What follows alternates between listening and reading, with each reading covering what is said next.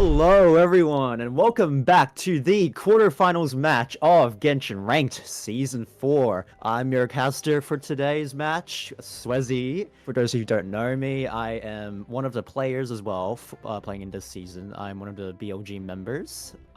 This is the winner advances while the loser is eliminated.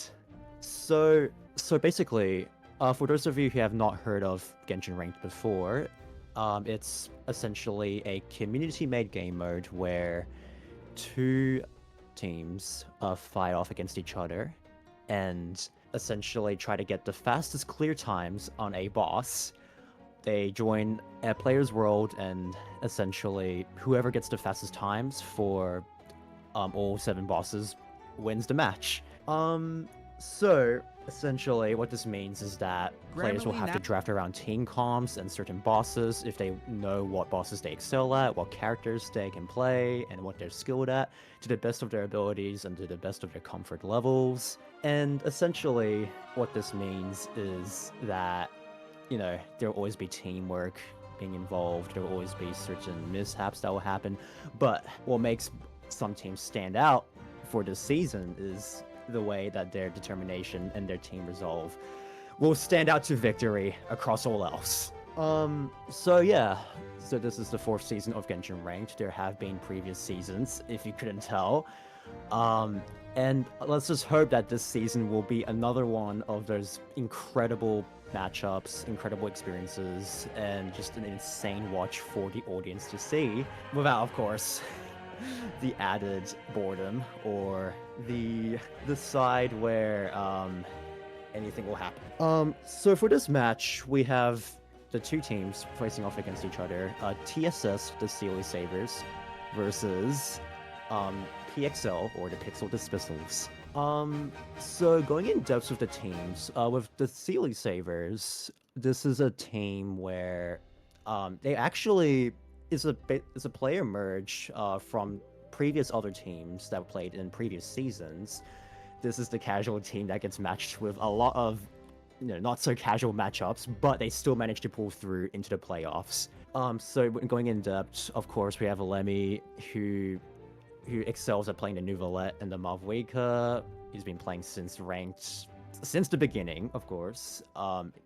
And prior to Genshin Ranked, there's other experiences that he's been playing. Of course, you have the Co-op Roars regional finalist, and he was a winner of one of the Genshin Olympics. And as someone who has given him a account review, I'm aware that he is the Chiori guy, the Chiori main, and that's just a base thing. Like, Geo has always been an element that I feel like the mains you have are just incredibly based, that you will gain a lot of respect out of, and I respect that, of course. And going into the other member, we have Drago, of course, whose signatures units include like Ganyu and Rio, and he's also been playing ranked since season 2.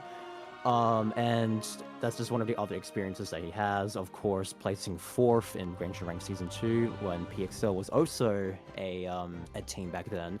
Drago was a ex-PXL member that did play since then, but right now, as of today, he is a TSS member. Of course, you have Kyo as well, who also plays Kazuha and Nouvelette, plays a bit of Mualani as well, plays a bit of Linny.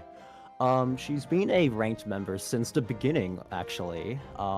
She's also been playing some Co-op Wars. She was a regional finalist, while also being a 2-time Genshin Ranked winner from Season 1 and Season 2. And of course, you have the one and only Miles, who excels at playing the Raiden Shogun. And, you know, although there hasn't been as many records of him playing Gaming Ranked, he has the insane resume of Genshin Ranked, with an insanely high record of having lots of stars with his Hall of Fame, and just being an insane team morale support player, and just a great guy.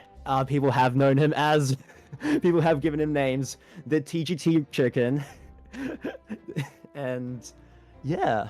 But that's TSS for you. They have obviously some incredible units to play. They always have the Rio and the Nouvellette and the Malvika they can go off of. We have seen strats that, like, we've seen boss strategies that they have drafted against. Namely, well, we'll see if those bosses will be drafted for this match. But yeah, so that's TSS. If we move on to the other team, though, PXL, the Pixel Dismissals, you'll see that, you know, this is a team that has been playing ranked since Season 2, actually, and is now kicking off stronger than ever this season. Of course, you have players like Eliza, who, like, his signature units include, like, Nahida and Kazuha. She is known as a really, really good, really strong, dedicated support player. She has all the key supports, their constellations, and their weapons. But yeah, so along with season 2 of PXL debuting, you've also have, you know, Eliza debuting with that in season 2. She actually makes a bit of speedrunning videos on YouTube, namely with the Kaching speedruns, the Alhaizum speedruns, and Dea. And along with that, she is just an active community member for Genshin Ranked. Of course, she is a server moderator, event, and balance team. And she just loves to camp around in the casual queues. She has also written a Nahida guide for Ranked, and is known for stalling games due to the infamous Eliza tea times and the Eliza bathroom breaks. We'll see what happens for this match, if that will remain a consistent label. But no, she, of course, with her many friends that she's made along the way, she is forever grateful for. And, you know, like, friends that she's made include Kiki, who's also playing for PXL. She is renowned for being a Arlecchino player, and she's also played ranked with Eliza in season 2. And she just has that C6 Shao sitting in the bank, just waiting to be used, both outside of ranked and, you know, potentially in ranked. And moving on to the other player, we have Babylon, who is known for having the infamous Nouvellette and Dialan. 2 years of experience, including some of this PvP. You know, with the 41 rolls Nouvellette, you cannot just let that go to waste in the previous Genshin Ranked matches. But along with that, though, she plays a lot of Kokomi. She is a Kokomi main, which is based. And then, of course, the last member of PXL, we have Puden, who was also originally another one of the... Well, he was a winner of the season 2 of when he was a TST member. But now, today, he will be the honorary PXL member for this season. He plays Ganyu. He also does a lot of competitive experience with Abyss PvP. In fact, I still occasionally get pings from his pings in the Abyss Fight Club Discord server, which is kind of funny. But when you look at the stats, of course, you'll see that they have like Seraphim or Babylon. Seraphim is her other affiliated name that she goes off of. But yeah, with the 80% win rate on Yalan, you have Puden with the 89% win rate on Ganyu, and you have Eliza known as the support bot for nothing. And look, but yeah, those are the two teams that are going off of each other for this match. And these are both teams that have some insane boss clear times, that have both had their share of highlights for their gameplay, and they may very well show off that gameplay for this match. So, I believe that, you know, with every match, there'll come a coin flip between two teams to determine which order they go first for the bosses. And for this match, for the nature of the playoffs for the remainder of the season, it will be done in a best-of-2 format.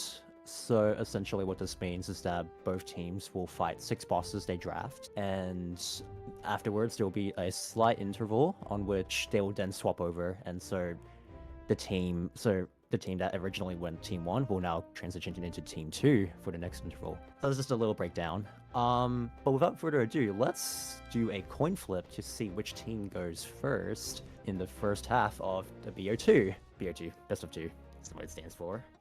So if we get to see the coin flip, that'll go off. And so PXL goes heads, and TSS goes tails, and it seems to roll heads. So PXL does in fact go as Team 1. And without further ado, I think we are ready to see this draft conclude, to set off the departure, and see whatever cooks both teams will come up with.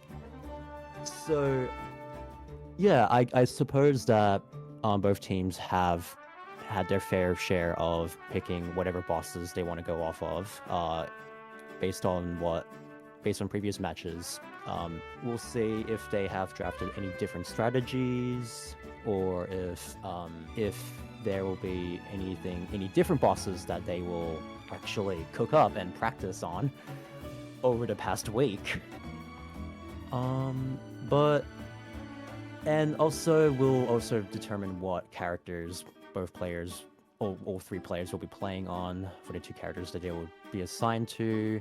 I would also like to mention though, TSS will have a unaffiliated sub-in for this match, but we'll get into it. So, Capellia, right off to kick things off, PXL opens with one of the bots of the couple in Fontaine.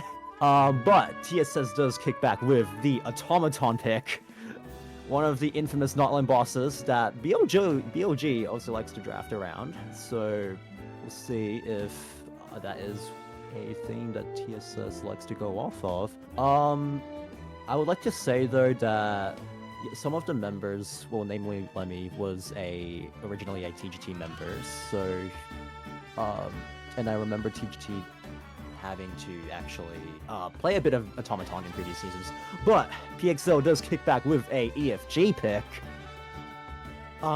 It's quite a lethal boss, actually. Well, all the three bosses here have some moves that can be proven lethal against some players if you're not careful. I am noticing a theme that, until the Lava Dragon came, that the first three bosses have been robotic. But a Lava Dragon pick is interesting, and a Terrashroom pick. Okay, so they are kicking back and forth at each other, just responding to each other, being reactive to the picks. This draft is looking quite favored to some of the team comps that are just straight DPSs. But a Cryovine pick. Okay, so of course you have the Anti-Dendro for Terrashroom. You have a boss that favors a lot of Pyro team comps, with the Lava Dragon and Cryovine. And then you also have a boss that isn't so Cryo favored with Capellia. And so this might be leaning towards a Malwinka-sided pick. Of course, you have the Lava Dragon, you have Automaton, and you have Cryovine as well. So we may or may not see a Malwinka or a Malwinka ban or a pick.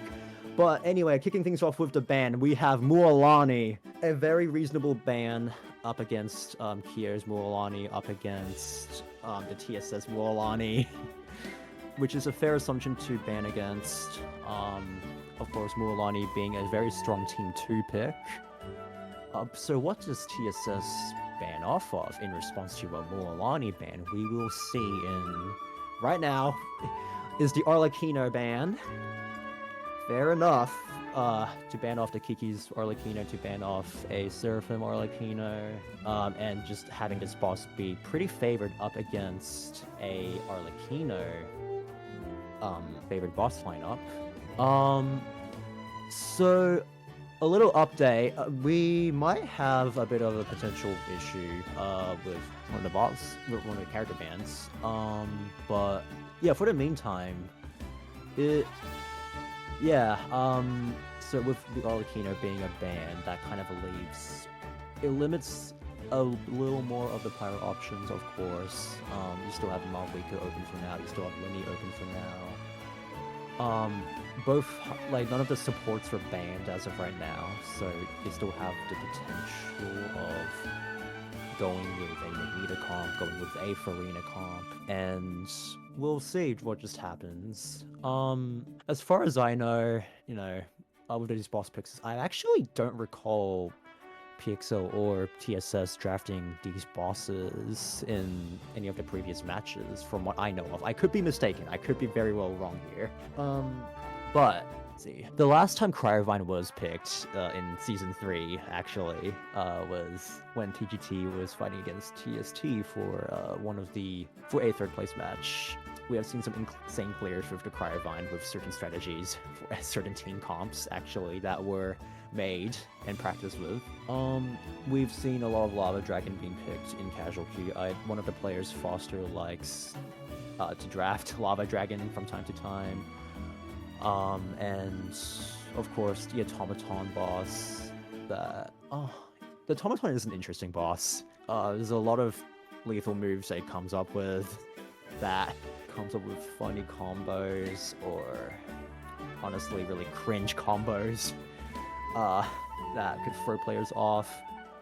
There have been times where teams have sort of practiced like actually synchronizing their break for the pillars that Automaton pulls up of. So we may see that for both teams, or one team, or no team. But yeah, with that, the draft will be resumed. And yes, as I said before, the Malvika ban was very likely going to be a ban or a play, or a pick. Which is a reasonable ban, of course. These bosses do favor Malvika quite a bit. And we'll see what TSS has in response to the Malvika ban, though. And yes, so right now we just have Linny as the remaining... Oh, and I suppose Hu Tao as like the remaining competent Pyro DPSs for the boss picks. And the Nouvelette was banned. A very, very, very fair ban against Seraphim's or Babylon's bans. But PXL does respond with a Farina first pick, so we could very well potentially see TSS responding with a Nahida comp as a backhand. But no, they actually respond with a Bennett pick. So I wonder if PXL will actually open with a Yelan or a Joska or a potential freeze comp with Skirk and a Escoffier. But TSS does respond with a Gani pick, which limits out some of the cryo options for PXL to respond with. Does TSS go full in with a Linny pick just to secure that last Pyro slot and potentially give PXL a premium freeze comp? We will see, we will see.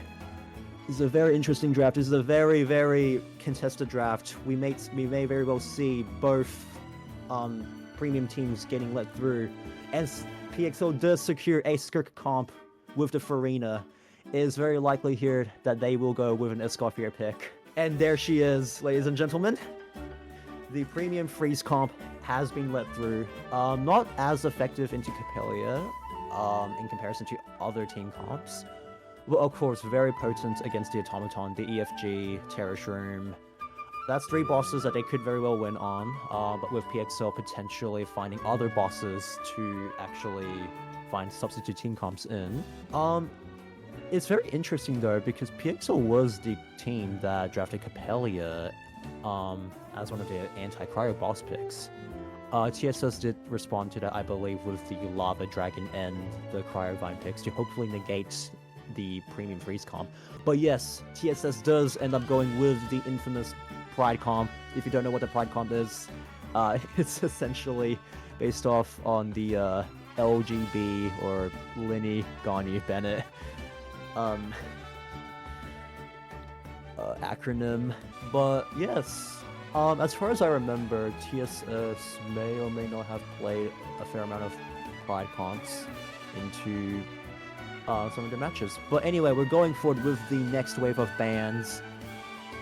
And they banned Shilonen. Shilonen being a reliable Automaton character, and along with other Notling comps.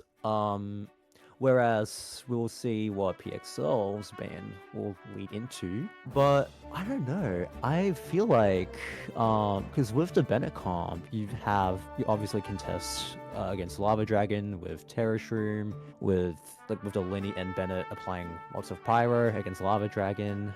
They have, and yeah, both teams just having their very strong options. It is important to note though that both teams do not have anything to climb, do not have characters to climb on the automaton pillars with. We may potentially see some action where players will very well do the tech where they actually jump onto a ledge on the pillar. But PXL's ban being a Chaska ban is very fair, just to limit the automaton character team comp to go off with. And PXL does go off with the Nahida ban after TSS goes off with the Hu Tao pick. It is very potential.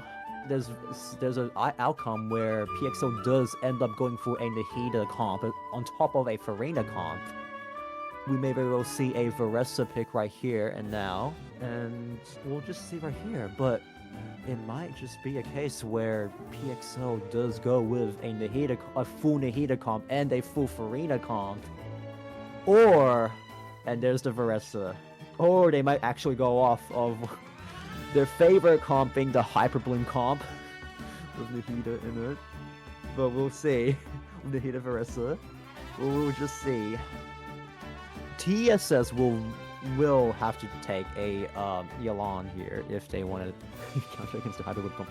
But no, they actually go with Kinich here. Alright. Kinich is just a character I love playing in ranked matches and outside of ranked. I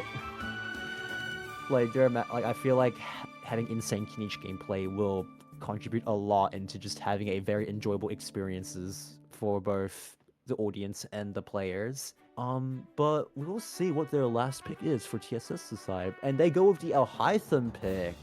Can PXL play a Varessa Tignari on the Hida comp if that were an option available? Or perhaps it was the right call for TSS to actually deny the Alhytham comp. And they go with Tignari. Okay, so they may potentially run that comp. It may not be their strongest Nahida comp if there's a reason why they took Alhytham in the first place from TSS side. But that was the conclusion of the draft.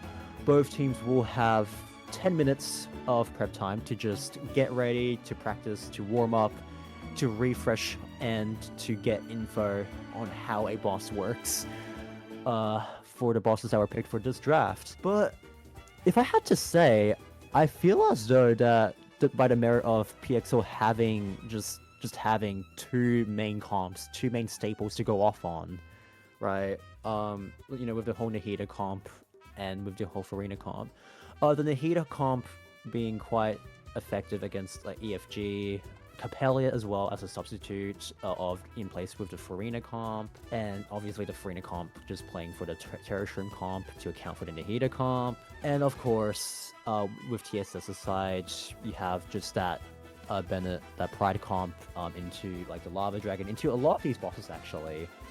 But the Kinich pick is actually very smart to go up against the Automaton pick, which is kind of interesting. So TSS does have the Nautilin advantage over PXL, which is something to note off of. And look, I mean, and like both teams just have their fair share of like effective comps against certain bosses, and it might very well show us results that you might not expect to see as an audience. And I guess it goes without saying that Cryovine is a boss that is very squishy, that does not have a lot of HP.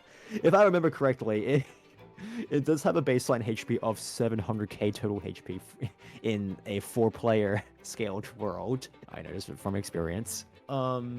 So it might be a case where both teams could just simply brute force the shield. But of course, TSS will have that Bennett and Lenny Pyro application to just break the Corella.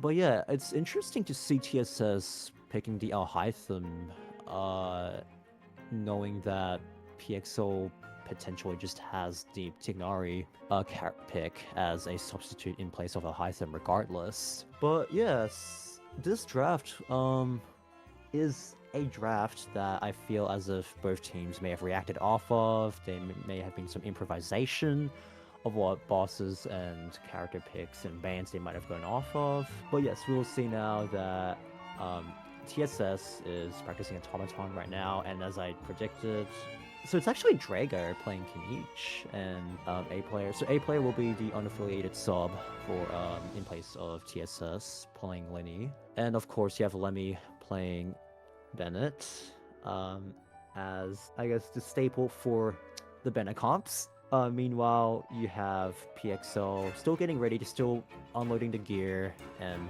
gearing up their characters for this prep time. But yes, it is a case where I'm predicting that for Capelia, of course, you will have PXL playing in the Hida comp. You have, well, you have any Bennett comp besides Ganyu in that comp will just work against Capelia. In terms of the Kinich, who knows? We might very well see 5, maybe 6 Kinich cannon shots, depending on how good Drago is at playing Kinich.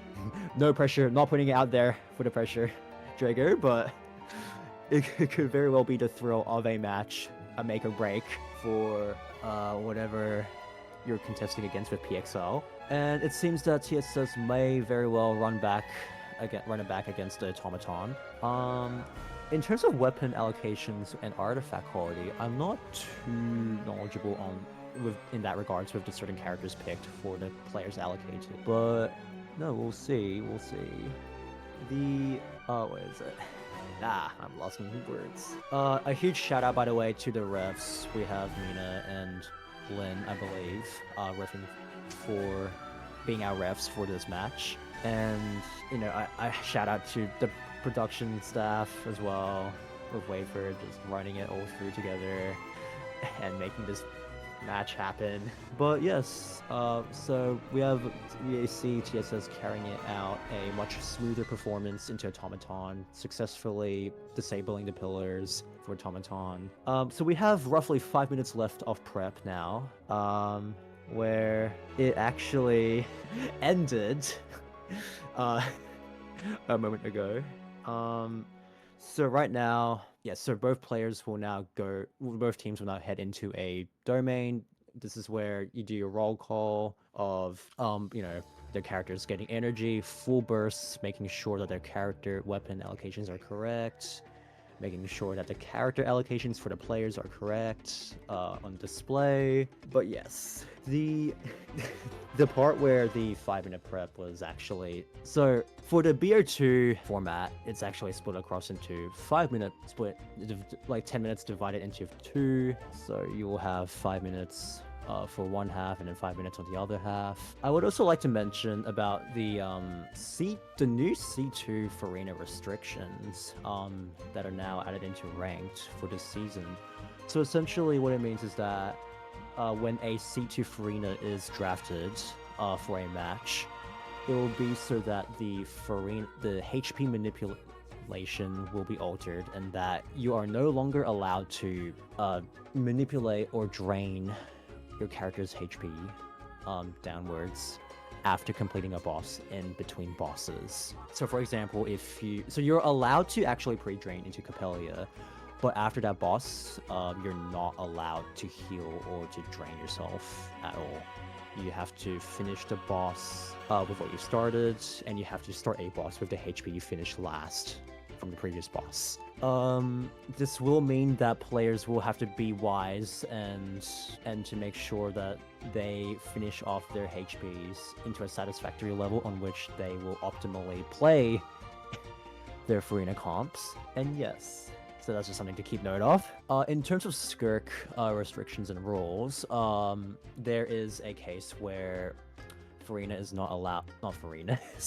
not allowed to actually start with less than 45 Serpent Soul V stacks after completing a boss. More than 45 Serpent Soul V stacks. So essentially, if you finish a boss with her burst icon appearing on screen, she is allowed to actually get full ult points back. But if you don't have the icon, if you don't have the option to burst when you complete a boss, you are not allowed to actually passively stack your ult up. So yeah, there's some minor character specific rules in regards to maintaining the match, to maintaining the gameplay. But yes, fortunately for TSS's side, I don't believe there are any character-specific restrictions. They can just play however they want, so long as the weapons are correct, so long as they don't gain energy in between bosses. And yes, so this will be a C0 lineage. This will be a Bennett on I believe, a 674 base attack weapon, perhaps on Mistsplitter. Yes, on Mistsplitter. And yes, for PXL's side, we have the Skirk on Azure Light, and we have the Nahida in her signature weapon at C2. We have the Farina on C2, and we have the Varessa going full Lost Prayers R2, the full optimal Varessa. I'm gonna assume scroll set as well as the optimal Varessa set for the given circumstances of this match. And yes, both teams should be ready. We will open with Team 1 PXL as the Kickstarter for the match. So we will see their run first, and then right after they're finished with their run, we will see TSS's run with Capellia. And I'm gonna say what I've been saying before. I'm gonna predict that they will go with the Nahida comp first for the Capellia, which means they might potentially start with the full Farina comp into Automaton. Full Farina comp being the premium freeze comp with Farina ult up, with the full Skirk ult up, and characters being pre-drained. Oh my gosh, I had a bit of a tongue roll out. But yes, it will be Kiki on Tignari, it'll be Eliza on Nahida, and it will be Peden on Varessa. And with that, the match will begin. So, of course, we have the Tignari precasting as well, and the Nahida. Oh, they are so coordinated, so in sync. They seem to have practiced this boss quite a bit. And going with the flow, they are on pace with clearing this boss at maximum capacity, going full throttle with characters unloading their attacks, their ults, their skills, finishing it off with a very strong 1854 opening of Capellia.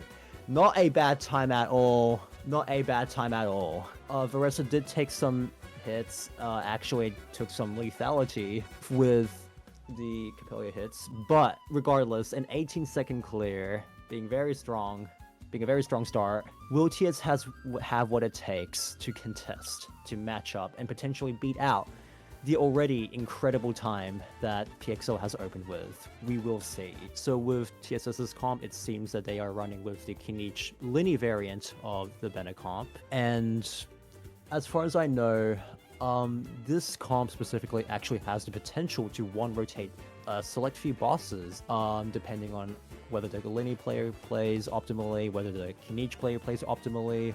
It is a very, very hard rotation to pull out of, but not impossible.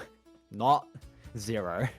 The odds may be low, but not zero. And we will just very well see. It also comes down to the Bennett circle, the Bennett ultimate placement. It comes down to the amount of burning aura that actually comes with whether Kinich can keep up with the Night Soul gain that he has. But we will see. Kicking things off with TSS. The immediate Bennett ult going off with the followed up by the pre-stack of Linny's prop stacks. And yes, so they are also on pace with Capellia going down. And they're on pace. Kinich ults right here and now. Bennett placing a second ultimate as well. Linny playing it safe, maintaining a certain distance apart. But unfortunately for them, it seems that PXL has taken the first green flag for Capellia for the first boss. And unfortunately, Kinich does take lethal here. So PXL opens up with the first boss win for the match. Fortunately, I believe that the Bennett will have the ultimate for Automaton, I believe. It is unfortunate that Kinich has died in Capellia, But Kinich isn't super ultra reliant into the next lineup of bosses, especially when the next boss is Automaton, which they already have the advantage over. Linny is still on full health, and Bennett will have his ultimate for this boss for Automaton. But going back into PXL's side for Automaton, as I predicted, they will start off with them being pre-drained and bringing out the full frontal brunt of the premium freeze comp. This may very well be the first time we see Kiki debut with Skirk, if I'm not mistaken. I could be. But this comp has a lot of potential against Automaton, in which both teams can very well contest if the freeze comp can play it right. The optimal rotation for this comp will very well just be Unga Bunga, Skirk combos, Escoffier, just having to, as long as Escoffier keeps the team health in check, with pressing Q, with pressing the skill button, with Farina going into Numa mode, and healing the team as well if necessary, and with Skirk clicking the N5, hitting the classic N5 dash combo, or N5 charge attack combo. And we will very well see what the freeze comp has to offer. And hitting things off, we have Farina opening with the ult, we have Skirk opening with the full ult as well. They are unpacking and unleashing their full force into Automaton. Everyone seems to be healthy, Fanfare seems to be maxed, and Escoffier is hitting it with the skill. And already the Automaton is at halfway HP. They may very well phase it right here and now. It seems that Escoffier is taking the bait, is drawing aggro from Automaton. And this is looking to be a very, very good clear, actually, for PXL, with a 40-second Automaton. Not a bad time at all. That is a very, very potent time for TSS to beat alongside this. But a Kinich variant of Kinich comp can also very well contest this as well. So this might be a very close time, a boss. So with that being said, it seems that the Bennett comp will be ready to go in whenever the timer is ready, and we'll see. So Bennett comps into Automaton can actually be quite risky due to the overloaded attacks that Automaton provides. And both Linny and Kinich being characters, of course, that don't necessarily have the bulkiest HP, and it may very well be enough of a HP gap to where they could be one-shotted, but, of course, when played correctly, when played well, when played right, they will pull through, survive, and just unleash a deadly force against Automaton. Oh, and Kinich nearly takes lethal again for Automaton, but he manages to pull through right here and there. And it seems that they will put Automaton into phase potentially soon. And here we go, the pillars unleashed by Automaton. Kinich makes a very good grapple against Automaton. Oh, but he's having a little difficulty trying to actually destroy it. Very unfortunate indeed. He grapples to the next one, but it explodes, and he takes the force of that 30k damage taken from Kinich's side. Very unfortunate indeed.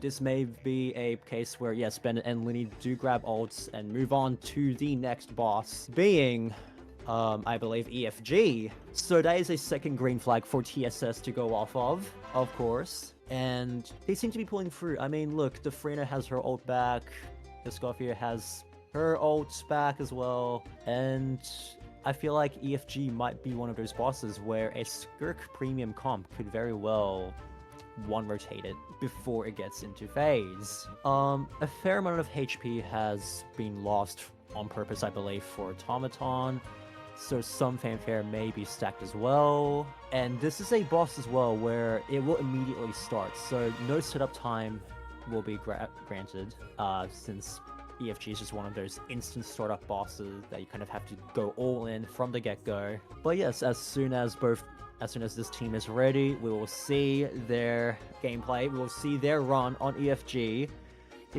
And rightfully so, it seems that they will stick to their Farina comp into a lot of the bosses where, of course, the Farina and Skirk comps will excel at, and which will otherwise be substituted with the Nahida comp in place of that. So, as soon as we get the ready check from all 3 players, we'll see their run from EFG. EFG is just another one of those bosses that can be proven itself very lethal if you're not careful. Of course, you have the 3 shockwave attacks.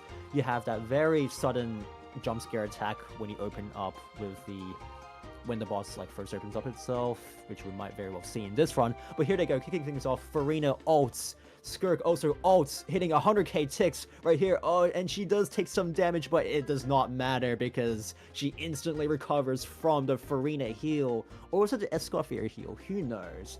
And look at that with an insane 17-second clear from EFG. A lot of these times that PXL are making have been proven itself to be very good, very effective, and very impressive. But this will be the debut. This is where TSS finally brings out their pride comp. And this is where the Ganyu is taken into light. So 17 seconds is a challenging time to beat, but I have no doubts that the Bennett comp will prove just as strong otherwise known as the Pride comp, the full Lenny Ganyu Bennett comp. But yes, so with this, I believe the Bennett ult placement just has to be so that both the Ganyu and Lenny player are at a comfortable range, to making sure they're not in direct crossfire of EFG's hits, while still making sure that they're close enough to the boss itself. So with that being said, we are just gonna wait on the ready checks for all 3 players, and then we will kick off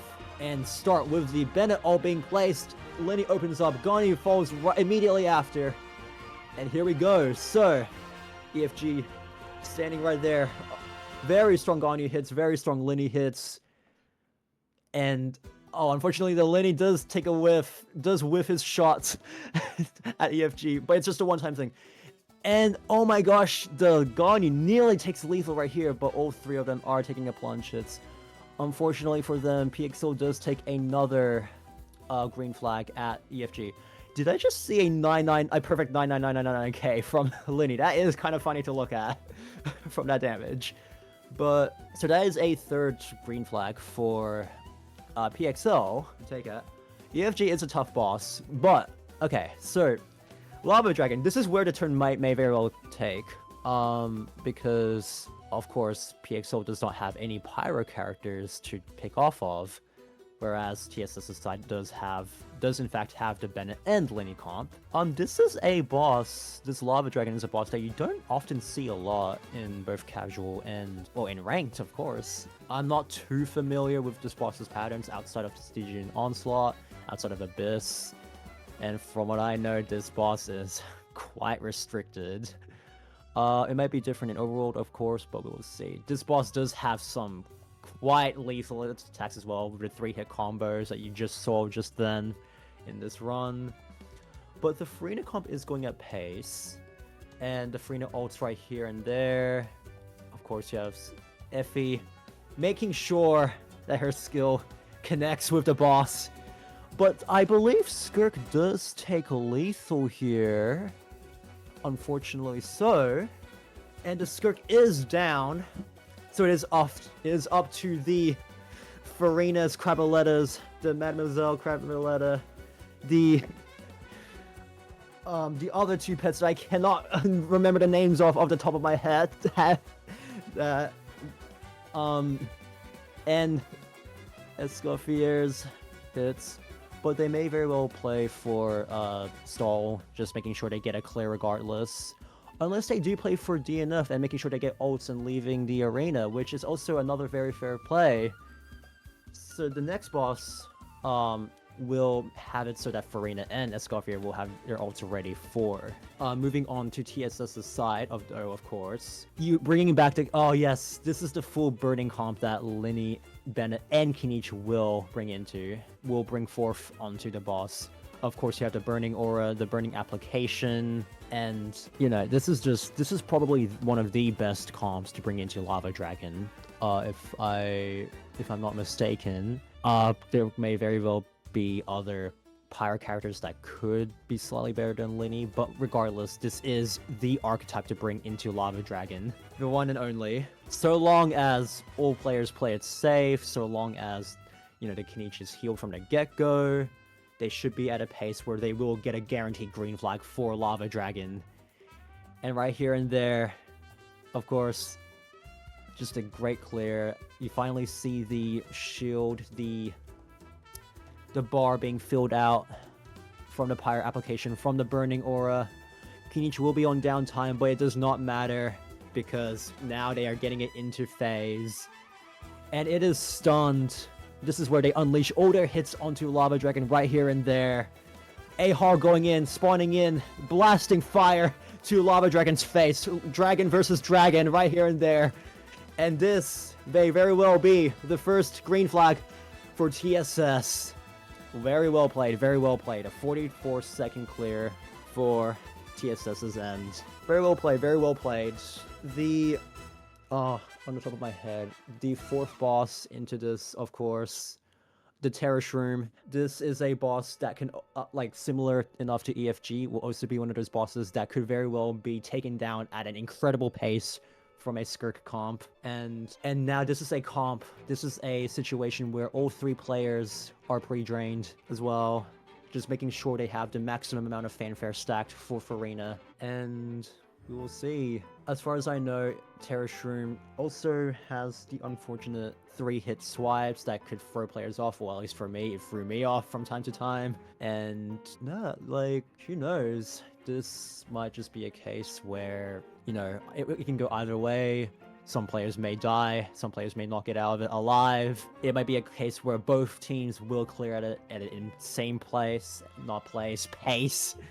And we'll see. I am still annoyed at the fact that this is one of those bosses where you have to situationally place yourself at the edge of the arena to make sure you don't accidentally draw aggro, you don't accidentally draw false starts from it. But here they go, right here. They kickstarted with the Farina ult again. And the Skirk ult will be generated up against it. And look at that, half of his HP is already disappeared, is already gone at the 10-second mark.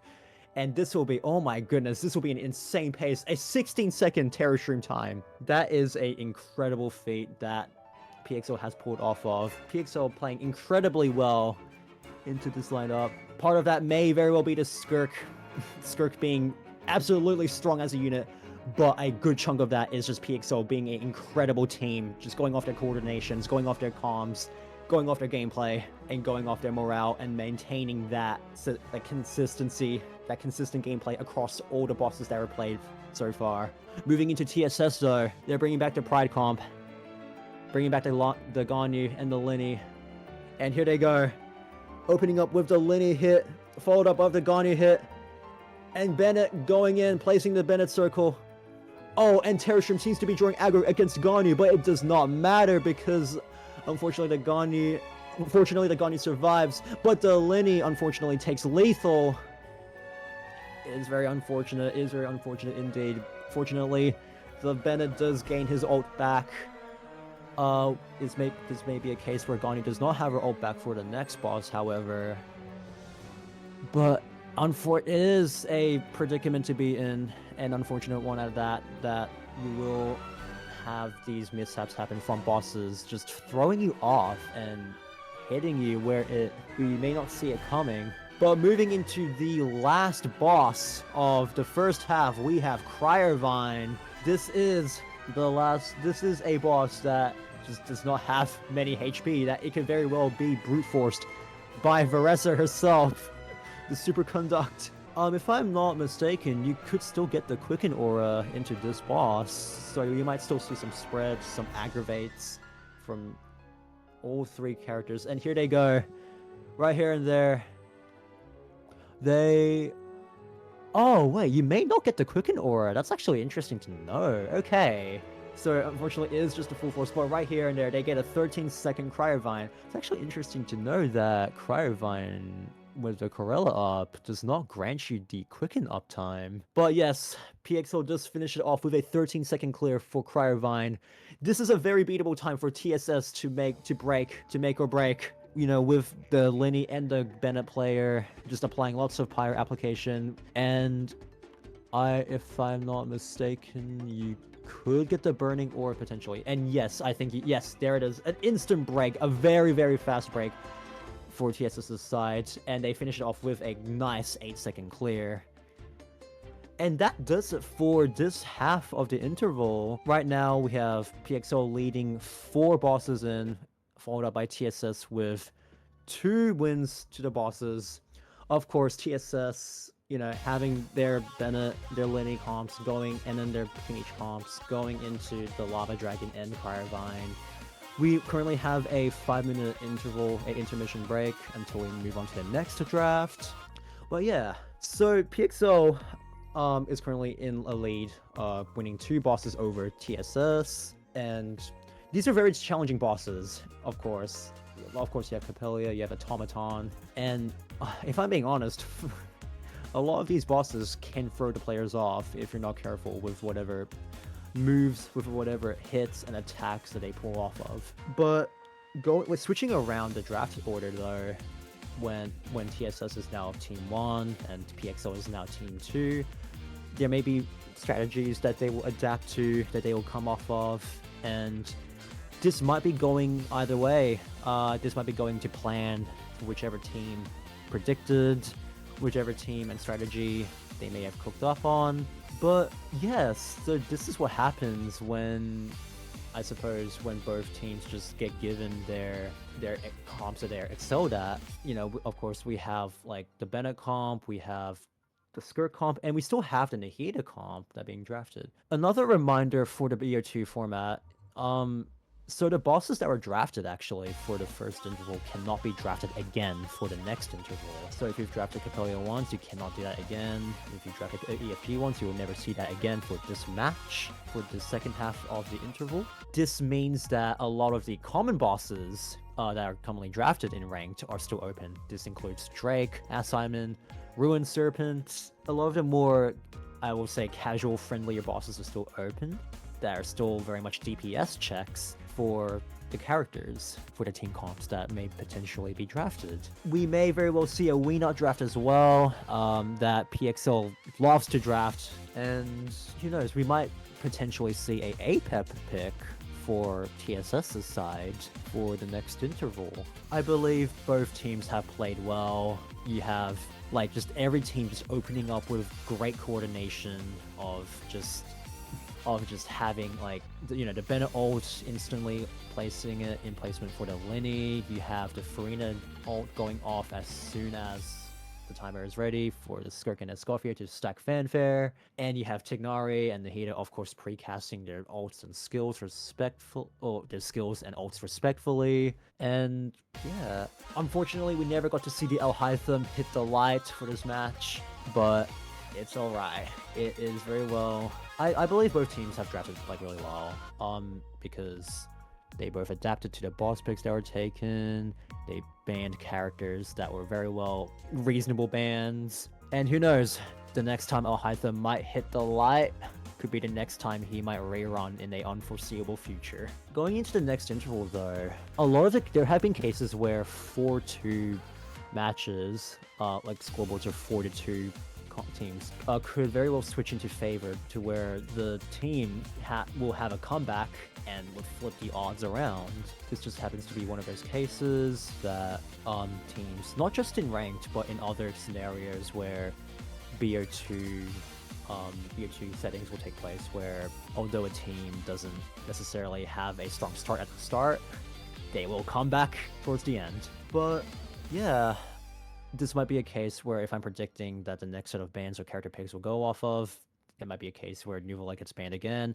It might be a case where more supports get banned this time around. You might see a Farina ban, you might see a Nahida ban, you might also see a Bennett ban. But yeah, I mean, reviewing back the draft, like, more DPSs, well, only the DPSs actually got banned, aside from Shalom and debatably Chaska, which is a funny thing enough, indeed. And, I mean, I don't know, both teams just, I feel like maintaining that team morale, hitting it through, and being overall consistent with all of their bosses, just hitting it off, like playing it through till the end. There's a reason why both teams have made it to playoffs in the first place. They have won all their Swiss matches from their previous opponent matchups, and And it's just like there can just be cases where, in the nature of a tournament elimination bracket, that like the best team will just pull through and hit it on top.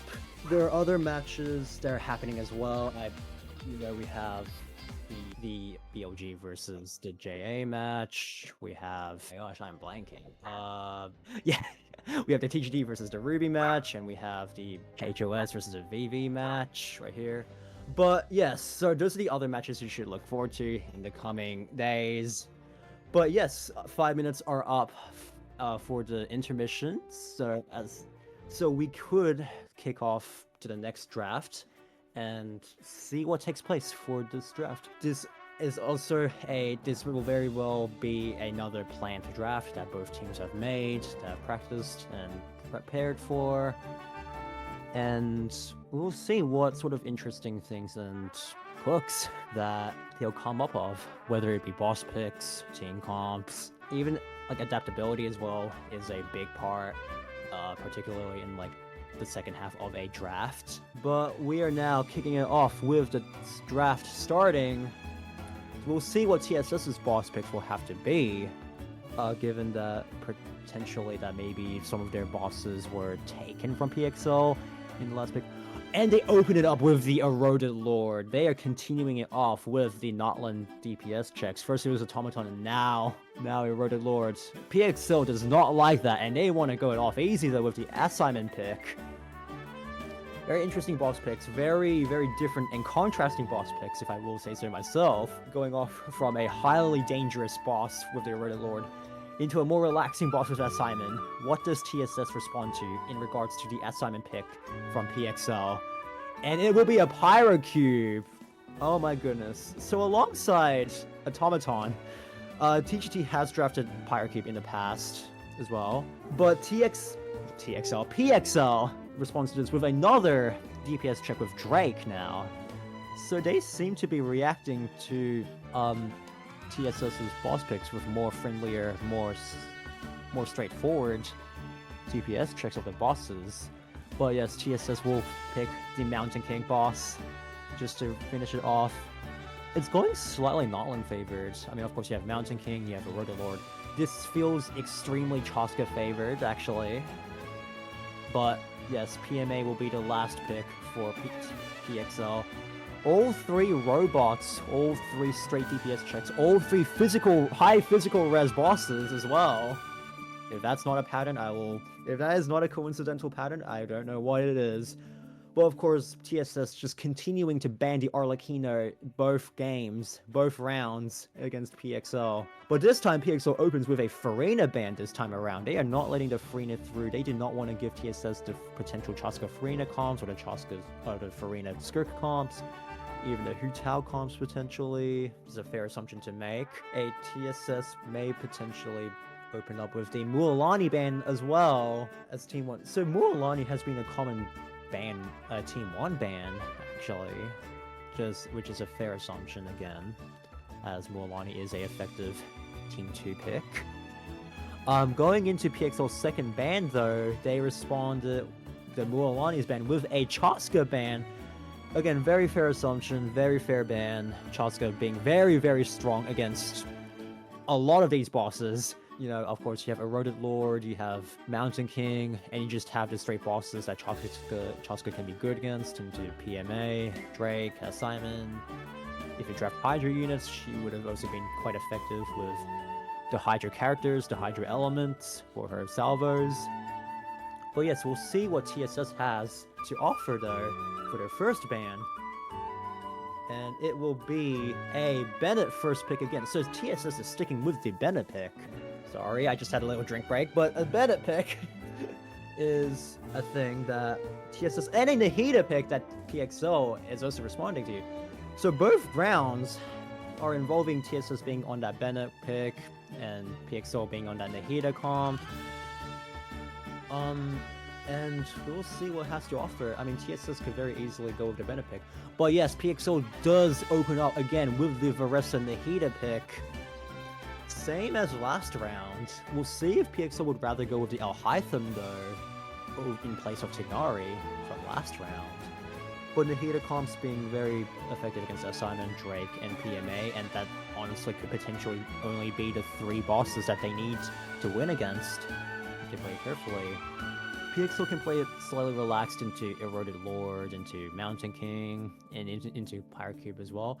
I will say that Nouvellette is open though, and PXL does have the benefit of being Team 2, which means that they could very easily 4th pick that Tignari or that Alhaitham for the Nahida comp. But yes, TSS goes forward with the Mavweka pick. Will they go with the Kinich pick or will they go with the Ganyu pick?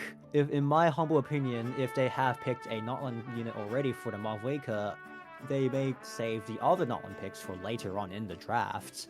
This could include like Kinich or Shalonen.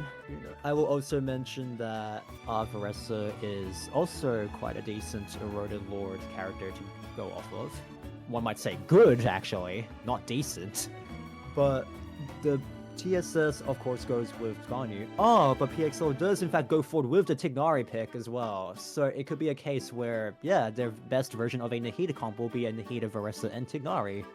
And TSS does end up going forward with the Mav Pride comp variation in place of the Lenny Pride variation.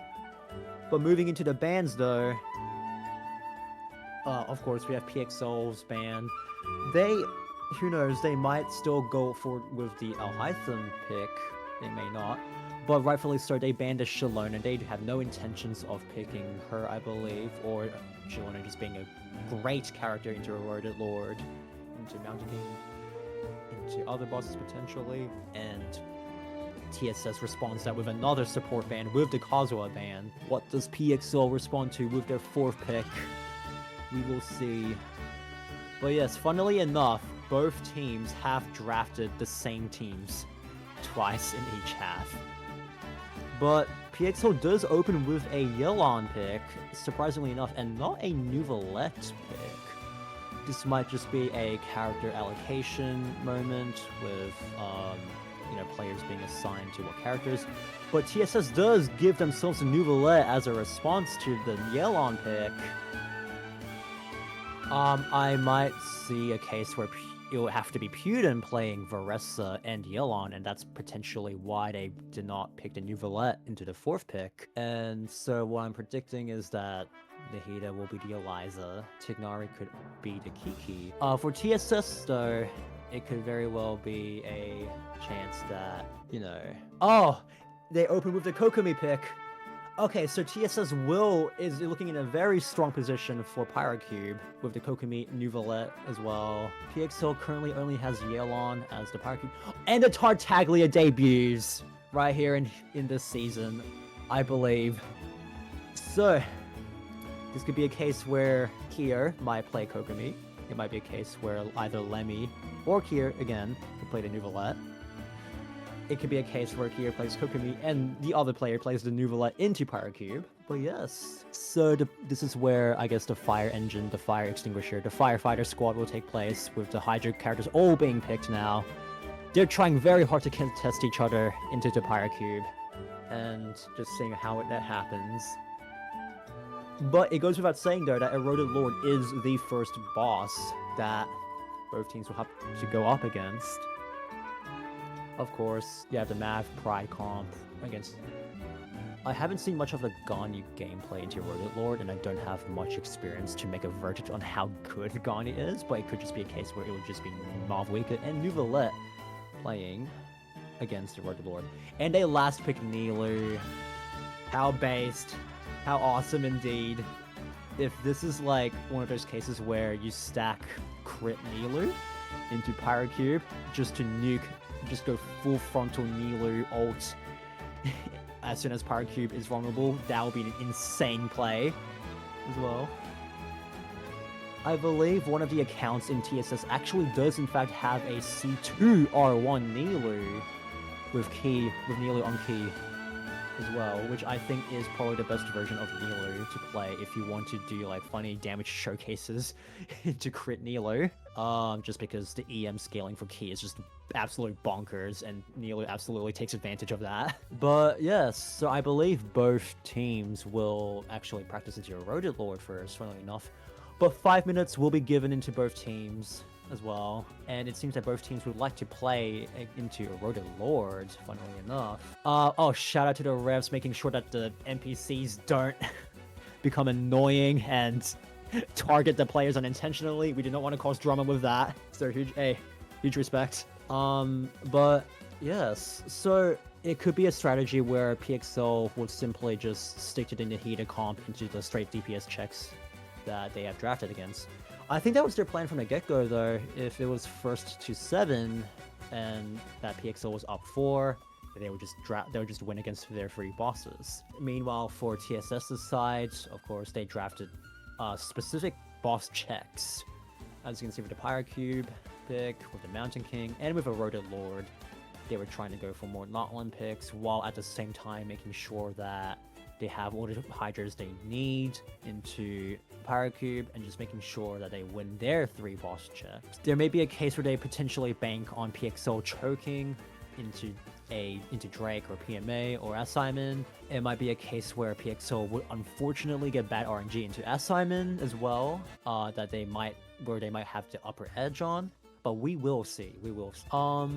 But yeah, I feel like TSS might actually familiarize themselves with the Math Pride setup, just making sure that they get the correct rotations down and making sure that they feel comfortable to play it across all 6 bosses. Well, not all 6 bosses, not Pyrocube, and potentially not Eroded Lord. But we will see which bosses they will actually bring in the Pride variant into. But it's looking like PXL is just making sure that they draft or they load up, equip the gear onto their respective characters, and we will see. Shout out to the Eula ult. But this has been quite a good match to watch. Both teams have drafted unique bosses, unique spins on the bosses picked. They have drafted their respective comps that excel against those bosses specifically. And regardless of the outcome, I believe that, hats off to both teams that played for this match. And it's also a case where the characters that they are on have good builds, good weapons, and who knows. I am kind of excited. I hope that the Nilu does end up being played against Pyrocube, because if my hunch is correct, it could be very contestable. It goes without, I guess it goes, well, it is debatable though that the Yelan mixed with the Xingqiu mixed with the Tartaglia has better break for Pyrocube in comparison to the Nilu, Nuvolet, and Kokomi, just because Kokomi and Nuvolet, their normal attacks, and Nilu, their individual hits just have ICD, whereas, Yelan, Xingqiu, and Tartaglia have better Hydro app because of that rule. In terms of nuke star, Tartaglia does have that frontal nuke. Nilu and potentially Nuvolet has just that forward vape. Well, Nuvolet not so much, but we will see. And we have 30 seconds left of prep as well, and we will see what happens. That PXL may very well just play it safe and just win their 3 boss picks. We'll see that TSS banks on the call that PXL does choke up and TSS wins their 3 boss picks, plus the other boss pick plus the 2 other, plus the 3 other boss picks that I am not mathing. The 5. They need to win 5 to win the whole thing. So, with that being said, the roll call is in place.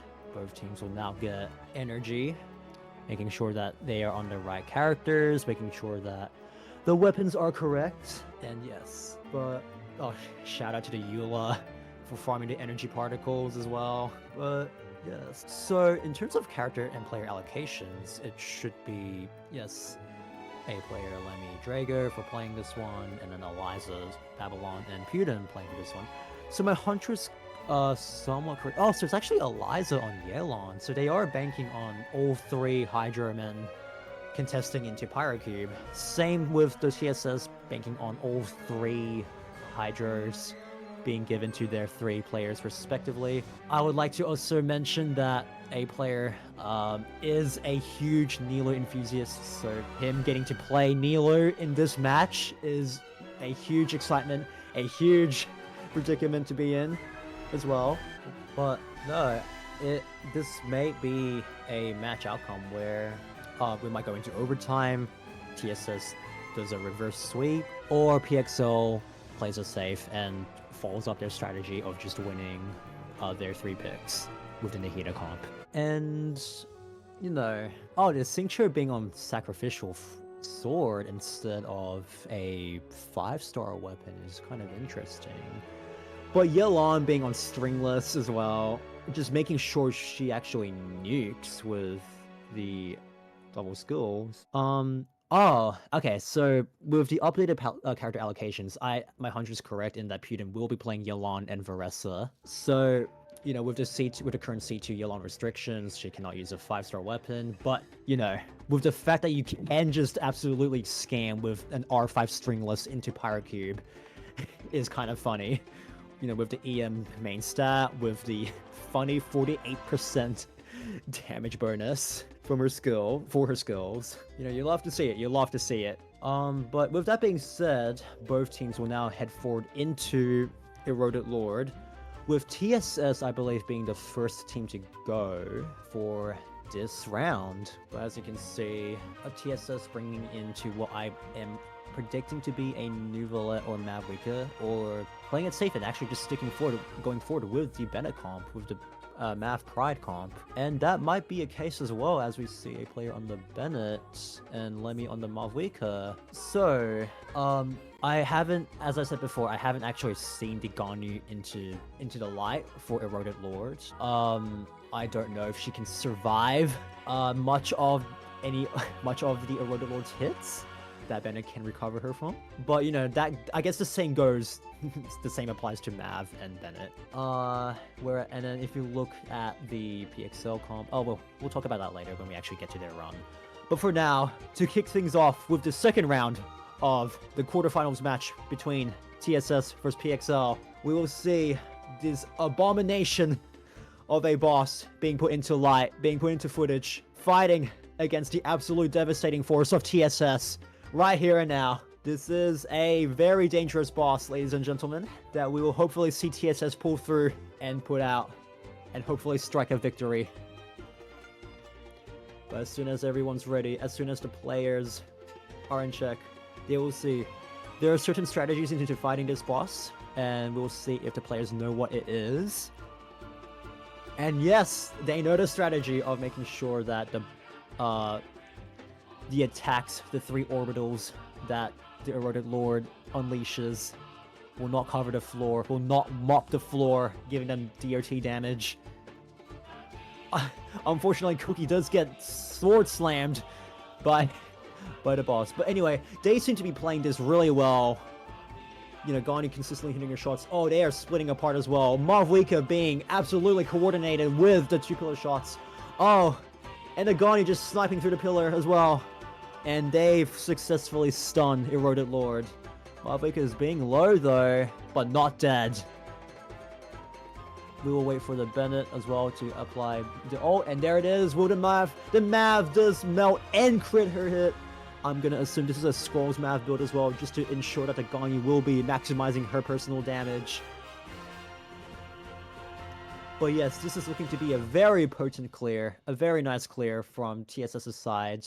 They should be proud of themselves for being able to just absolutely demolish, absolutely survive, actually, the boss as well.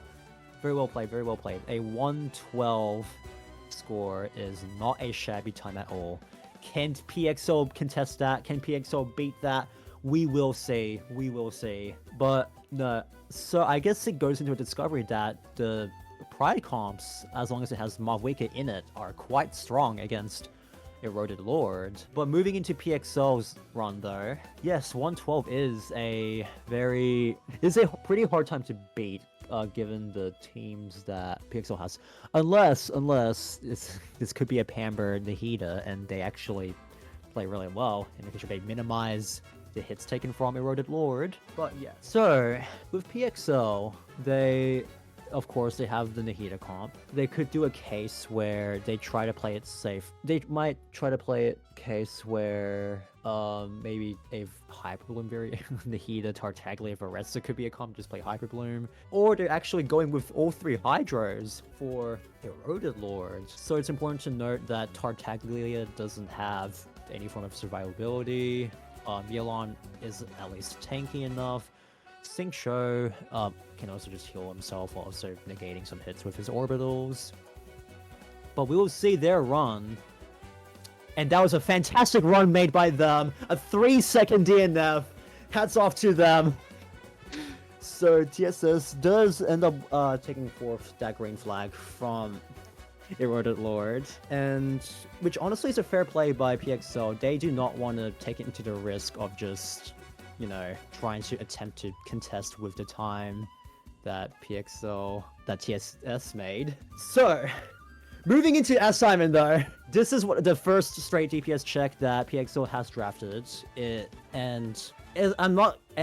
There's not that, like, the gap between a Bennett comp and a Nahida comp shouldn't be that big at all. There may be a case where a Mav Pride comp could very well beat out a full Nahida comp when played well, when given the RNG circumstances that assignment will bring out. And it all comes down to team coordination as well, to see that Mav will apply scrolls, to see that Gani will melt all of her hits, to make sure Mav melts as well.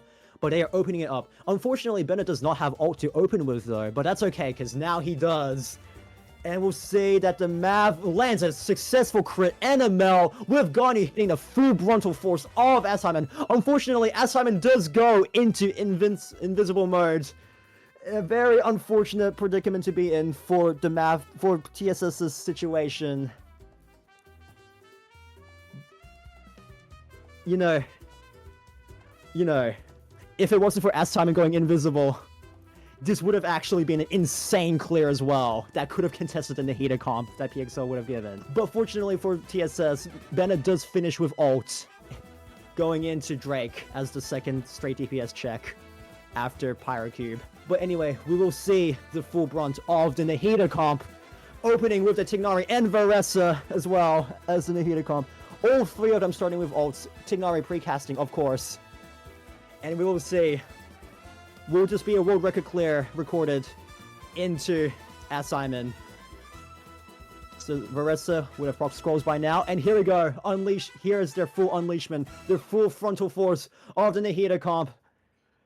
And oh my goodness, this is a very nice clear coming from there. Nahida finishing off with ult as well, saving it for Drake. We'll see that Tignari is also finishing off with his ult, looking up to be a very nice 2391 clear. Honestly though, I feel like the Mav comp could have potentially contested that time that the Nahida comp went through. Well, regardless, that is their next win that PXL has secured into this round of the quarterfinals match. This is the boss that I'm looking forward to though. You have the Super Bloom Queen Nilu, you have the Watatsumi Island Commander Kokomi, you have the Hydra Sovereign and Duke and leader, the Supreme Court of Fontaine, Nuvala himself, versus against the Guha clan Xingqiu, the 11th Harbinger Tartaglia, and the absolute goat of securing my Yelan mastery, Yelan herself.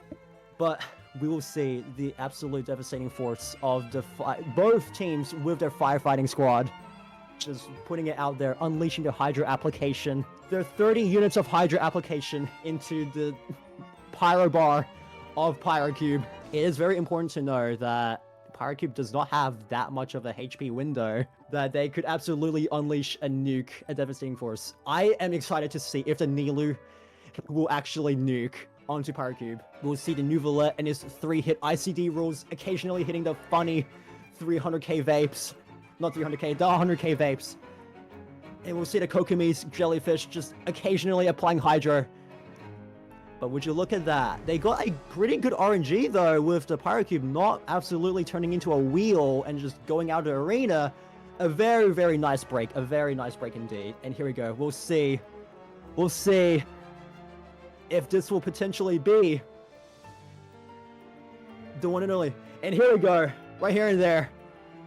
Not a bad clear at all. 2763.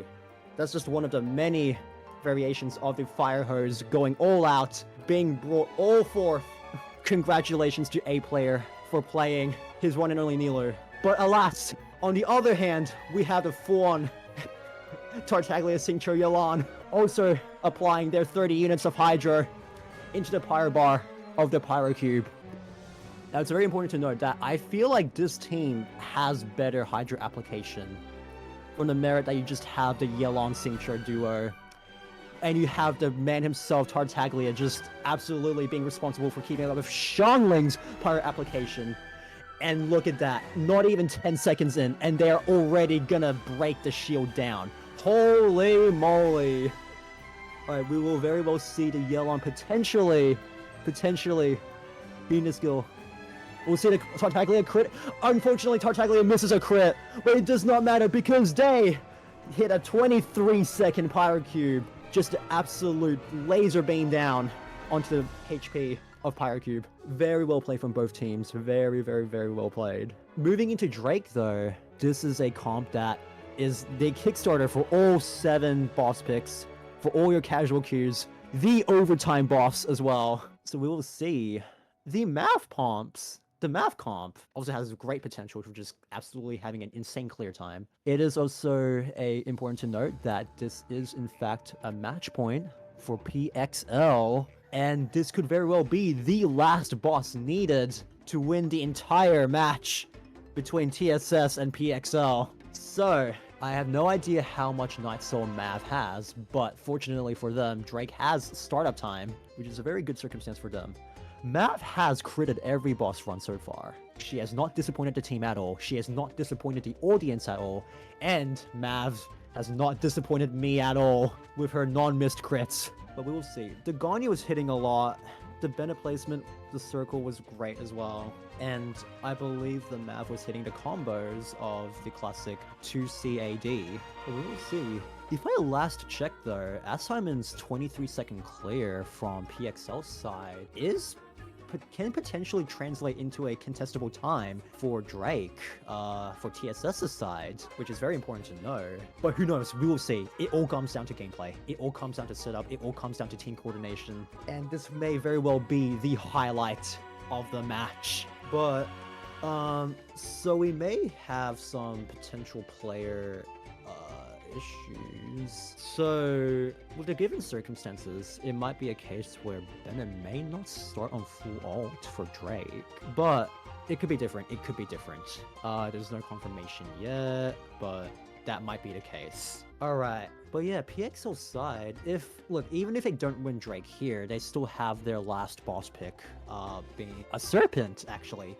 Another very, very strong Nahida boss, Nahida comp boss, where their comp will excel at. And, alright, so the part where I said Ruined Serpent was actually a lie is actually the Perpetual Mechanical Array, which again is another boss that the Nahida comp will excel at. Unfortunately for the Eula mains, it has high physical res, so it's not the best Eula boss. It's not Eula shield at all. Unfortunately, it's not particularly Femine shield, it's not particularly Razor shield either. But fortunately, the elemental masteries of like a Vape comp, a Danger comp, a Melt comp are quite excelling against the boss. But anyways, going into this boss, I see the Kokomi being unleashed though. Oh, I lied. I take back what I said. We're going back into the Mav. So, even though Bennett is starting on 0 ult, it might be a case where hopefully a Mav particle funneling into Bennett's plus his skill will be enough for his ult to be back on. If not, it might be a case where Bennett will have to 2-skill into Drake. But we'll see how much ER that Bennett has that can hopefully determine the run and the match outcome of this. Alright, with that being said, let's see the Drake run.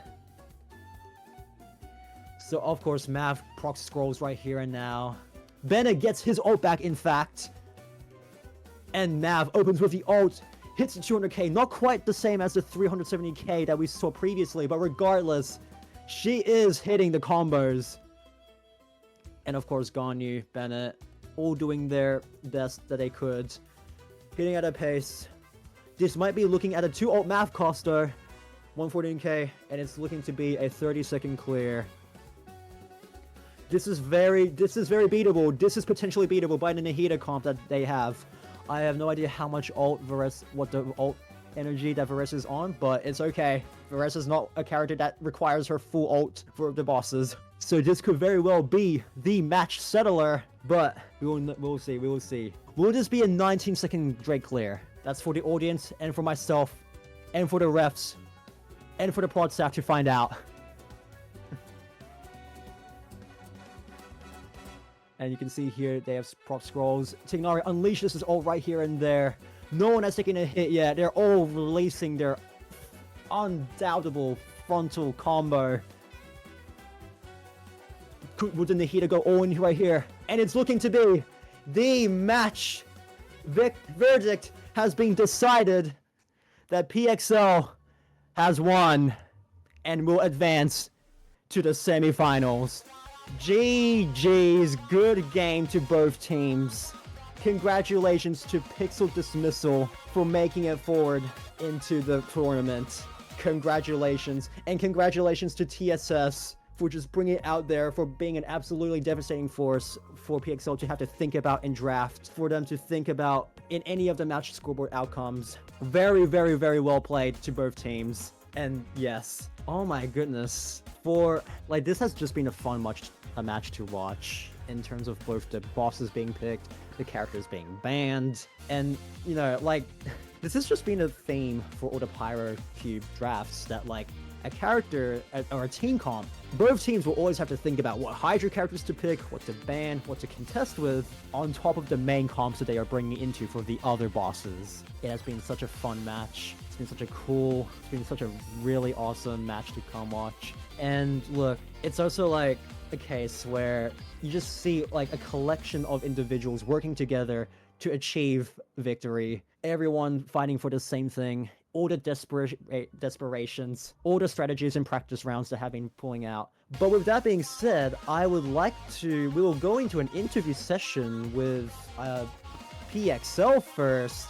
Hello. So we'll drag them now. So hello, Eliza, the team captain. Hi, Sassy. Congratulations on securing a victory for the quarterfinals match. I would like to open things off. How do you feel?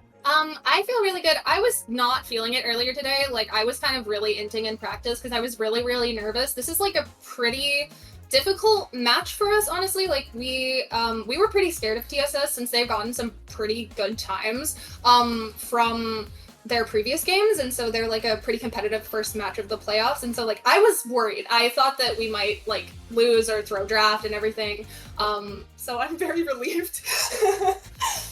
Yeah. I mean, look, TSS is just a devastating force to go up against, so it's it goes without saying that they deserve to be practiced, to be prepared against, to have developed strategies against. So I'm very proud of PXL for devising strategies to come up with. Yeah, thank you. I was a little scared of them also. Again, like Eliza said, it was that whole pride thing. We were quivering in our boots when they got Banyu. So it was a little bit scary. I feel I don't think I can say that, but I do feel amazing. Okay. I do feel amazing. I'm happy that we won. But yeah, no, that's how I feel about it right now. Yeah, it was a very fun match. We haven't ever gotten to play Nihida for Essa with a actual full team that wasn't Hyper Bloom too. So I was very... Eliza! Anyway, moving on to, I guess, the other points in the match. I noticed a theme where, you banned a good chunk of DPSs while letting the supports through.